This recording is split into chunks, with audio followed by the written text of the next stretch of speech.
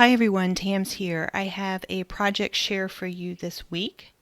I am super excited because I believe I have shared in previous videos that I'm a big fan of Penny Dreadful, and I have been asked for an upcoming Halloween party to recreate the journal that Dr. Victor Frankenstein uses in that TV show, Penny Dreadful.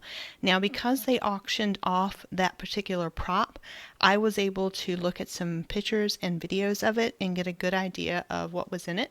So I will link it below in the description box if you want to take a look at what the original looks like.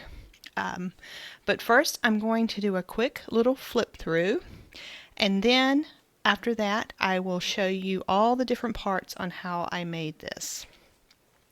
So we have a faux leather cover, and on the very first page, I've just written a quote on that I found on a Pinterest meme. And it says, "Life and death appear to me ideal bounds, which I should first break through and pour a torrent of light into our dark world." And apparently this was a line from Victor Frankenstein in Penny Dreadful. So now, I only did a few pages because the people that want to use this are probably only going to have it propped up into, just one layout. But I basically just copied several quotes that I saw from the TV show prop.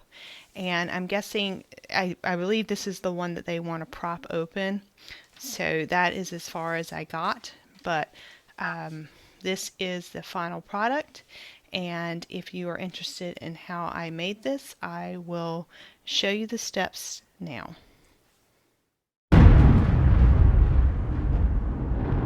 Here are the materials for the journal cover. I have a legal size envelope. You get these all over the place. I got these at the Dollar Tree. I've gone ahead and made my fold and measured that out.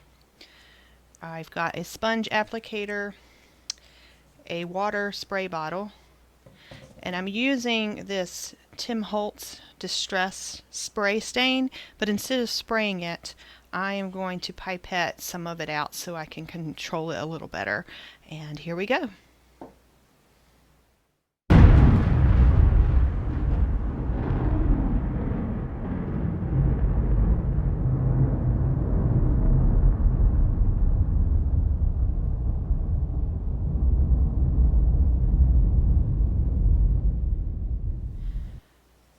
Okay, when it's dry, you should have something that looks like this. And I did both sides. I did a little darker on the outside of the cover than the inside because a lot of times leather will be darker on one side than the other. So now this is dry, and our next step is we're going to put a sealing layer on it, and I'm going to use Mod Podge, and I am using the matte, not the gloss, just the matte.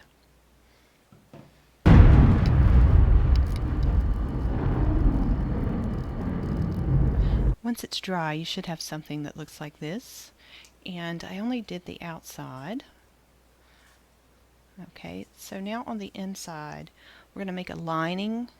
You know how a lot of older books have a lining.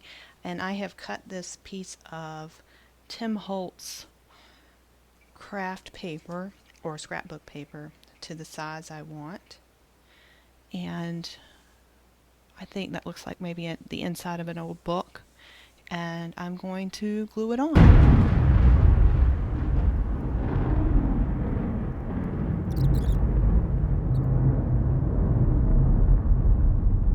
I'm actually going to start with just some simple copy paper, and I'm going to do something called tea dyeing, and I'll show you that in a second. Mostly all the pages are blank, but I did, because I'm not selling this or anything, I did find some stock images online, and I did print out just a couple because they're going to be part of the whole message in the book itself. So start with just blank copy paper, printer paper.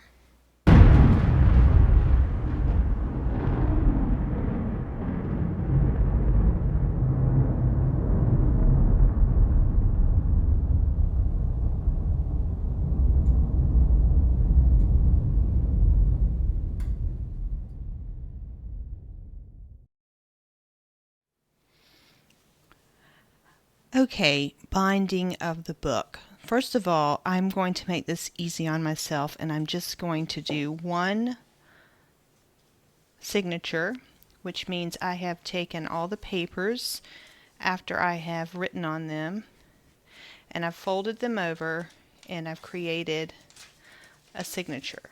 Okay, so what you're going to do is find the center. That's going to go in like that. The tools I'm using for the binding, I bought these as a kit on Amazon, and I will link it below, but there's this awl tool which will poke the hole, and then I have this binding thread, and then I have a needle. So let's get started. So what I'm doing is I'm poking a hole at 3 different intervals and having it go through the center of the paper and through this back end of the spine, and I'm doing that in 3 different areas, if you can see that. Hopefully you can. So next I have thread my needle and binder thread, and I'm going to start in the center and go through, and I'm going to put this on fast forward as I stitch up the binding here.